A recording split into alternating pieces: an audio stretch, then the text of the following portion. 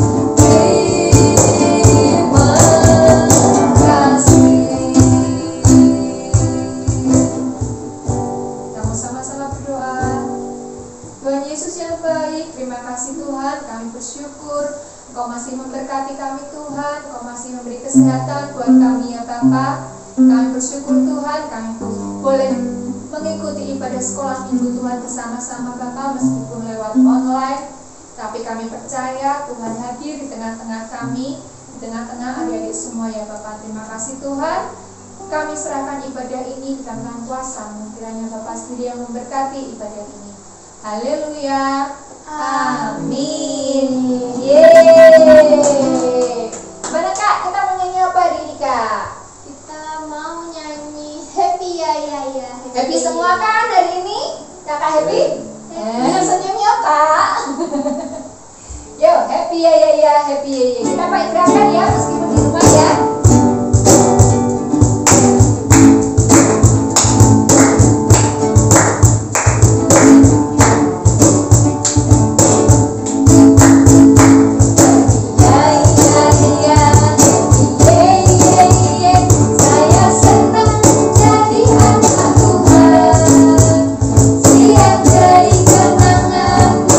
Dari impian, aku semakin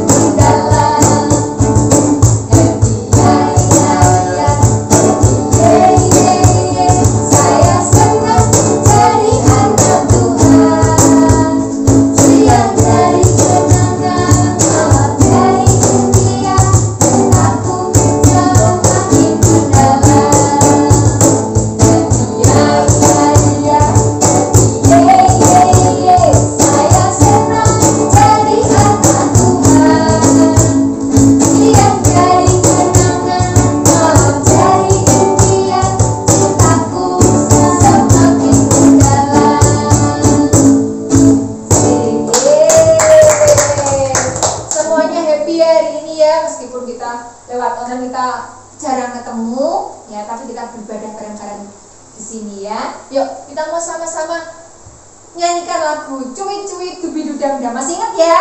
Masih ya Kak? Masih dong. Masih dong.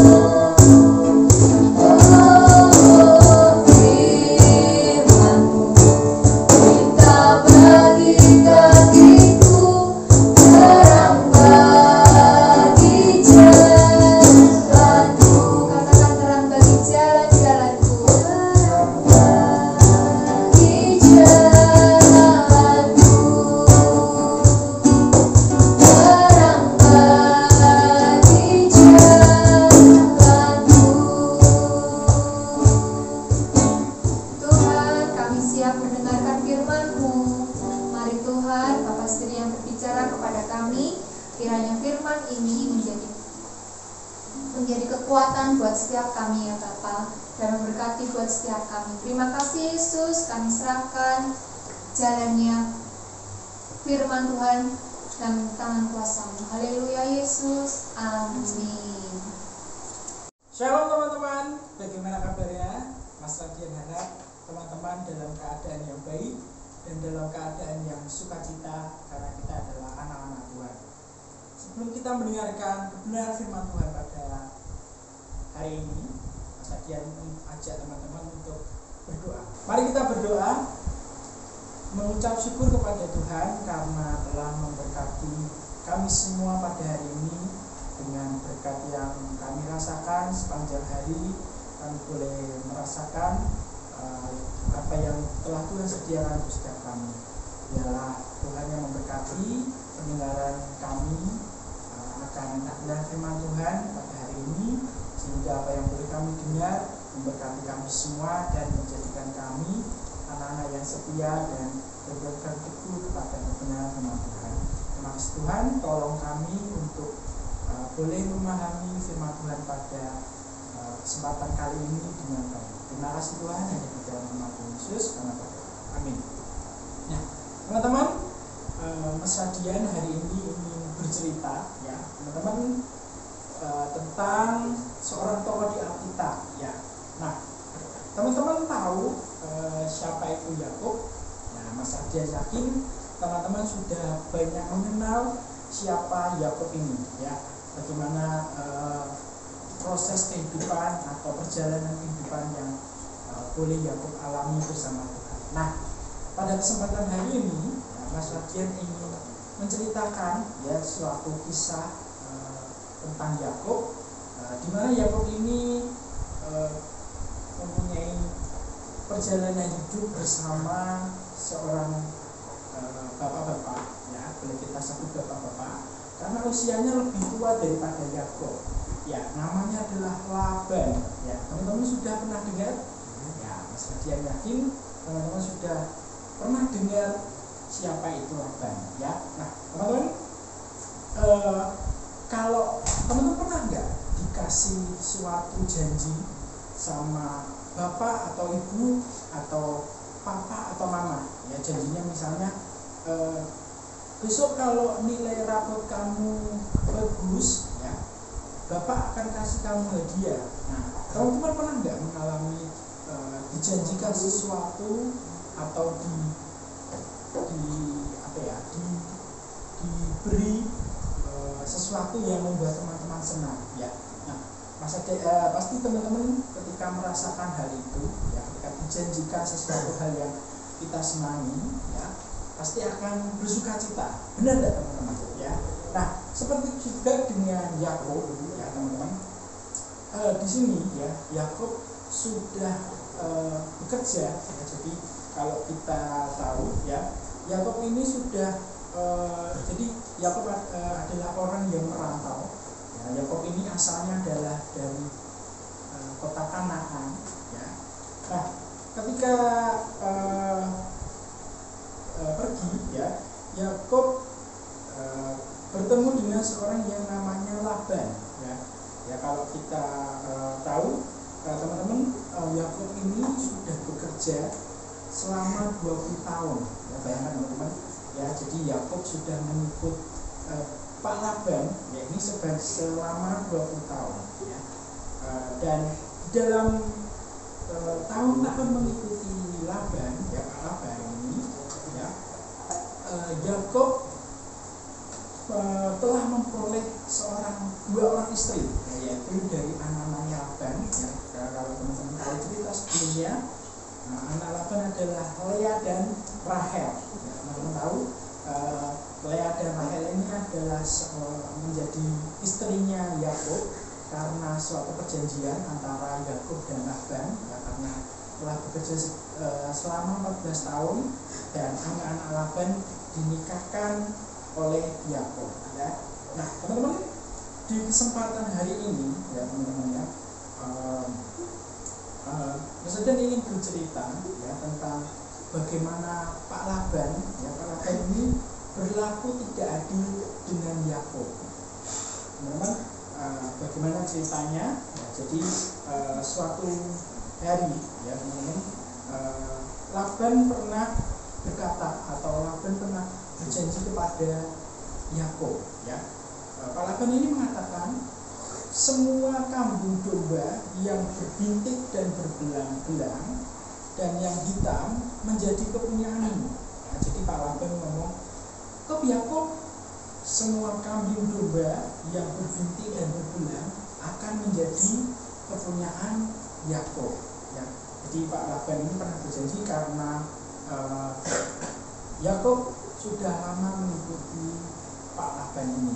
Ya. Nah, teman-teman, Pak Laban mengatakan hal ini karena Pak Laban tahu bahwa tidak mungkin kambing atau domba itu berwarna berbintik dan berbelang.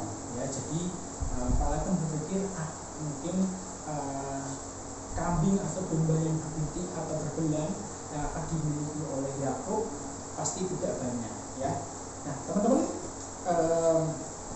tapi anehnya ketika Laban berjanji kepada Yakub seperti itu, ya, sejak mengadakan perjanjian, ya, banyak hewan-hewan atau kambing domba yang lahir dengan motif berbintik hitam dan berbelang-belang. Ya, nah teman-teman, karena hal ini ya, kemudian menjadikan Yakub seorang yang sangat kaya, ya, karena memiliki kambing dan domba yang berbintik dan berbelang. Ya, nah teman-teman, melihat Yakub sangat kaya, ya, Pak Laban ini kemudian menjadi tidak suka. Ya, teman-teman, padahal Pak Laban ini adalah mertua dari Yakub sendiri. Ya, teman-teman,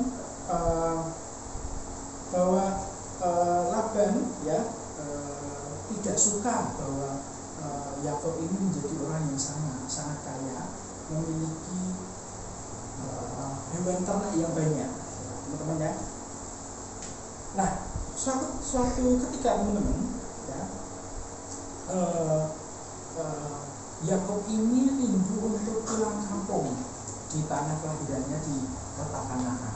Nah, tetapi Yakub berpikir, ya, bahwa Pak Laban ini tidak mungkin melepaskan Yakub. Artinya Pak Laban ini tidak mengizinkan Yakub untuk pulang ke tanah asalnya, karena Pak Laban tahu ketika Yakub meninggalkan dirinya, ya, pasti ternak-ternak yang dimiliki oleh Laban tidak akan bisa terurus, ya, karena selama 20 tahun, ya, selama 20 tahun ini Yakub itu bertugas untuk mengembalakan ternak-ternaknya Pak Laban, ya, dan membuat ternak-ternak Pak Laban ini menjadi sangat banyak. Ya. Nah, untuk itu Yakub pasti berpikir bahwa Pak Laban tidak mungkin melepaskan atau mengizinkan Yakub untuk pulang ke daerah asalnya, ya, yaitu di kota Kanaan. Ya, nah, kemudian Yakub berpikir, teman-teman, ya, Yakub ini berpikir bagaimana ya caranya supaya bisa keluar dari rumahnya Pak Laban, ya, dan pergi kembali ke daerah asalnya di kota Kanaan. Nah, teman-teman, Yakub kemudian, ya, berpikir, ya, susah dengan caranya. Akhirnya Yakub pergi secara diam-diam, ya. Jadi Yakub mengajak istrinya Lea, Rahel, ya, dan juga anak-anaknya, dan beserta ternak-ternak yang dimiliki oleh Yakub. Kalau kita bayangkan banyak sekali, ya, karena tadi Mas Raden sudah cerita bahwa Yakub ini adalah orang yang sangat kaya, yang mempunyai banyak ternak, dan kebanyakan adalah kekayaannya adalah di ternaknya, ya. Nah, teman-teman, setelah pergi secara diam-diam, ya. Jadi ketika Pak Laban sedang pergi untuk memotong bulu domba, ya, di daerah lain, ya, atau di tempat lain, ya, karena tempat untuk pemotongan bulu domba ini cukup jauh dari rumah Laban, ya. Jadi ketika Pak Laban ini pergi dari rumahnya, Yakub beserta istri serta pengikut-pengikutnya, ya, dan juga dibawa semua ternaknya pergi dari rumahnya Pak Laban, ya, teman-teman, ya. Ya, jadi pergi dari rumah Pak Laban. Nah, suatu ketika setelah 3 hari dari Pak Laban, setelah memotong bulu domba yang tadi di luar rumahnya, dan akhirnya pulang, Pak Laban kaget, teman-teman, ya, kaget karena melihat anak-anaknya, cucu-cucunya beserta Yakub itu sudah tidak ada di rumah, ya. Nah, untuk itu kemudian Pak Laban sangat bingung ya, dan sangat bingung karena tidak tahu mereka di mana ya. Akhirnya seorang pembantu atau seorang yang mengurus rumah Pak Laban ini berkata kepada Pak Laban, 3 hari yang lalu ya, Pak Yakob ya beserta anakmu ya, anak-anak dari Pak Laban beserta cucu-cucumu telah meninggalkan rumahmu Pak ya, dan pergi untuk menuju ke kota Kanaan, kota di mana Pak Yakob berasal ya, karena merasa dibohongi ya. Jadi Pak Laban ini marah teman-teman ya, dan akhirnya mengejar Yakob beserta anak dan cucunya ya. Jadi setelah 7 hari pengejaran ya, jadi Pak Laban ini dari rumahnya mengejar Yakob, akhirnya melihat Yakob ya sedang memasang tenda ya, jadi sedang Yakob, anak-anaknya, anak dan istrinya sedang istirahat di suatu tempat yang memiliki tenda. Nah, ketika pagi-pagi ya, jadi ketika sudah semuanya terlihat ya teman-teman ya, Pak Laban ini pergi untuk mendatangi kemah Yakob ya. Nah, teman-teman, ternyata sebelum Yakob, istrinya dan anak-anaknya pergi dari rumah Laban, istri dari Pak Yakob ya, yaitu Rahel ya, itu mengambil sesuatu ya dari rumah Pak Laban ya. Kalau kita bisa tahu ya, Rahel ini dikat ya nih ya.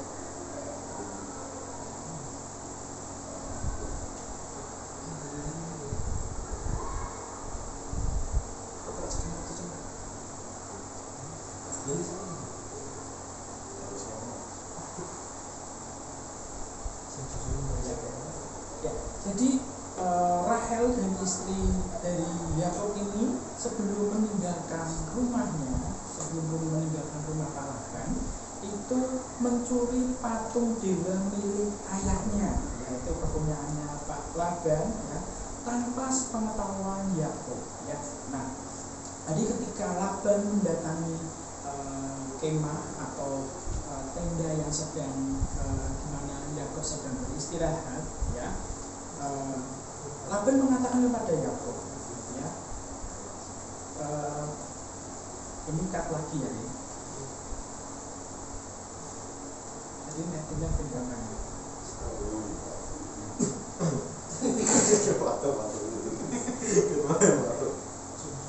lanjut.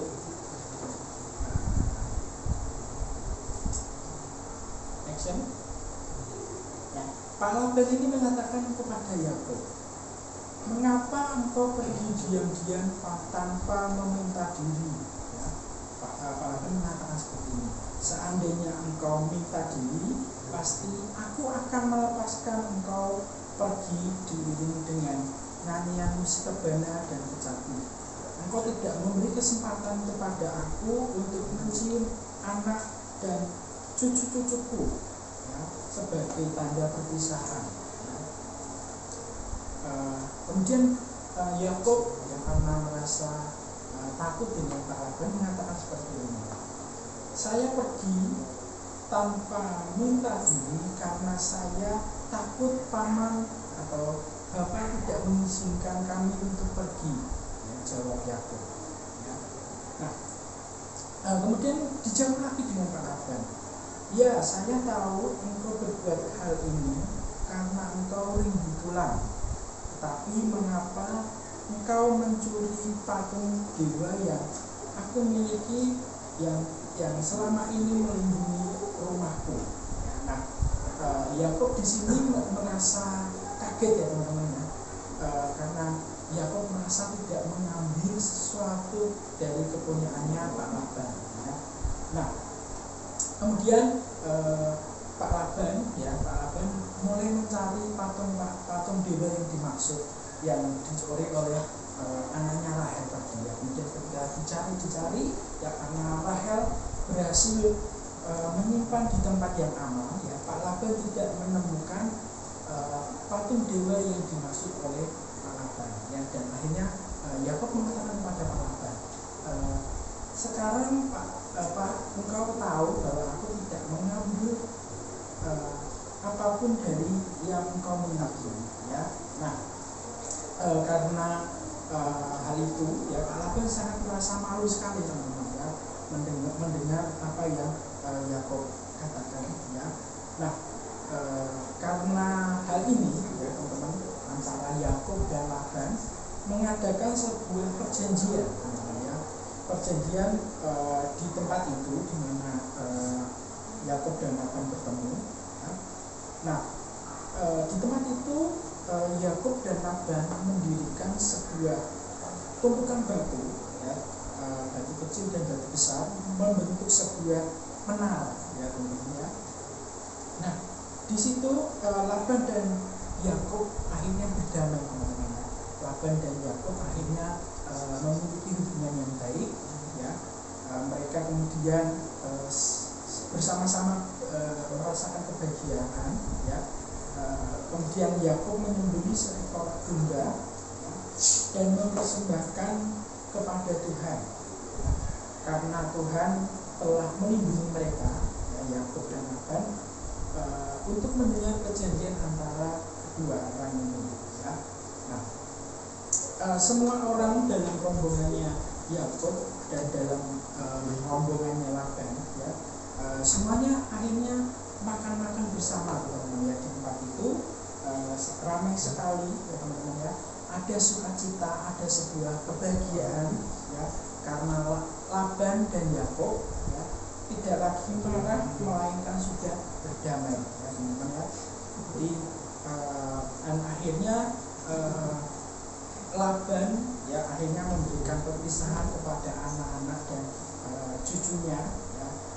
Kemudian setelah itu Laban dan para pengikutnya kembali ke rumah ya, dan Yakob, Lea dan Rahel beserta anak-anaknya melanjutkan perjalanan menuju kota Kanaan, di mana kota yang Yakob ingin tuju. Nah, teman-teman, apa yang bisa kita tangkap dari cerita ini teman-teman ya? Nah, kita tahu ya teman-teman bahwa ketika Tuhan ikut campur tangan ya, kita ikut campur tangan dalam menyelesaikan sebuah permasalahan ya, pasti akan di antara kedua belah pihak akan merasakan damai sejahtera, seperti Yakob dan Laban yang tadinya saling menendang ya. Laban merasa tidak adil kepada Yakob kemudian selalu berpikiran negatif kepada Laban ya. Namun akhirnya dengan kuasa Tuhan mereka berjanji, melakukan perjanjian dan akhirnya berdamai. Nah, teman-teman, yang menjadi paling penting ya ketika perjanjian ini dibuat adalah bagaimana antara Laban dan Yakob memiliki kesetiaan atas nama Tuhan Allah yang hidup. Nah, itu yang menjadi keutamaan teman-teman ya. Ketika kita melandaskan segala hal di dalam tangan Tuhan yang ajaib ya, ada damai sejahtera yang bisa kita dapatkan ketika kita mau setia kepada Tuhan yang kita sembah ya. Teman-teman, ada sebuah ayat yang bisa menjadi kekuatan untuk teman-teman semua yang bisa kita hafalkan, ada bisa kita renungkan setiap hari ya. Saya cuma akan membacakan ya, teman-teman bisa simak, teman-teman bisa catat di catatan masing-masing ya. Di dalam Ibrani ya, kita buka Ibrani pasal 10 ayat yang ke-23 ya. Mas Radian bacakan untuk teman-teman semua. Ibrani 10 ayat 23. Marilah kita teguh berpegang pada pengakuan tentang pengharapan kita, sebab Ia yang menjanjikannya setia. Ya, sekali lagi Mas Raja bacakan ke teman-teman semua. Ibrani 10 ayat 23. Marilah kita teguh berpegang pada pengakuan tentang pengharapan kita, sebab Ia yang menjanjikannya setia. Nah, kiranya ayat ini bisa menguatkan teman-teman semua untuk berpegang teguh, untuk setia kepada Tuhan, untuk selalu memiliki pengharapan di dalam Tuhan. Ya, bisa diharapkan teman-teman memiliki kerajinan, jangan kendor.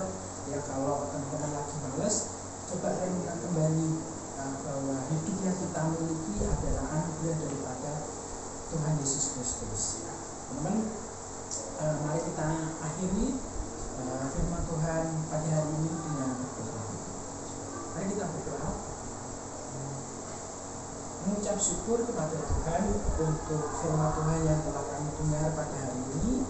Biarlah apa yang boleh kami dengar pada hari ini menjadi berkat untuk kami semua Tuhan, menjadikan kami anak-anak-Mu terus setia, terus rajin untuk mengikut Engkau, untuk terus mau Tuhan setiap hari beribadah pada Tuhan, selalu mengingat Tuhan sebagai Allah yang kami sembah dan sebagai sumber pengharapan kami.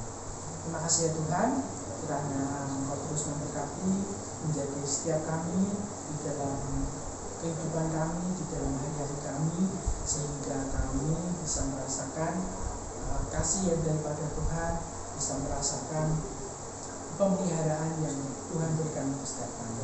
Terima kasih Tuhan, kami untuk setiap hal yang boleh kami miliki, setiap hal yang boleh kami jalani hingga hari ini Tuhan. Terima kasih Tuhan, yang di dalam Yesus kami berdoa. Amin.